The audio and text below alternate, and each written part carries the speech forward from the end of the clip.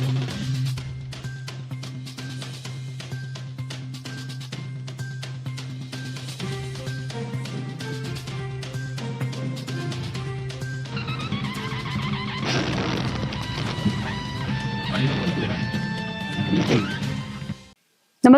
आपण पाहता Hirkani news. Hirkani news प्रत्येक क्षण ताज्या घडामोडी आणि महत्त्वाच्या प्रत्येक बातमीसाठी नेहमी तत्पर. संजय काकांच्या घर वापसीने बदलणार राजकीय समीकरणे, लोकसभेची तयारी.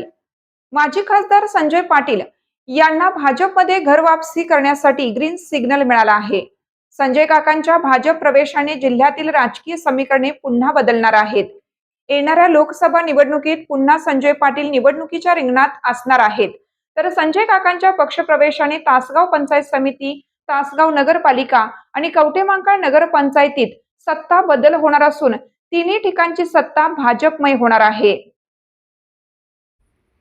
सलग 2 टर्म लोकसभा निवडणूक लढवल्यानंतर तिसऱ्या टर्मला माजी खासदार संजय पाटील यांचा पराभव झाला. त्यानंतर विधानसभा निवडणुकीत महायुतीच्या जागा वाटपाचा फॉर्म्युल्यात तासगाव कवठेमहांकाळ मतदारसंघ अजित पवार गटाच्या वाट्याला गेला होता. यावेळी संजय काकांनी अजित पवार गटातून विधानसभा निवडणूक लढवली, मात्र त्यांचा पराभव झाला. त्यानंतर वर्षभर राजकीय वनवासात गेलेल्या संजय काकांनी जोरदार कमबॅक करत तासगाव नगरपालिकेसह तासगाव पंचायत समितीची सत्ता ताब्यात घेतली. तासगाव नगरपालिकेची निवडणूक सर्वच राजकीय पक्षांशी फारकत घेत स्वाभिमानी विकास आघाडीच्या चिन्हावर लढवली होती. त्यानंतर काही महिन्यातच पंचायत समिती आणि जिल्हा परिषदेची निवडणूक अजित पवार गटाच्या घड्याळ चिन्हावर लढवत पंचायत समितीची सत्ता ताब्यात घेतली. दरम्यान जिल्हा परिषदेच्या सत्ता स्थापनेवेळी नाट्यमय घडामोडी झाल्या आणि संजय काकांची भाजपशी जवळीक निर्माण झाली.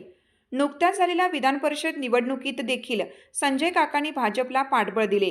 त्यामुळे संजय काका पुन्हा भाजपमध्ये येणार असल्याचे निश्चित झाले आहे. 30 जून रोजी संजय काकांचा भाजप प्रवेश निश्चित मानला जात आहे.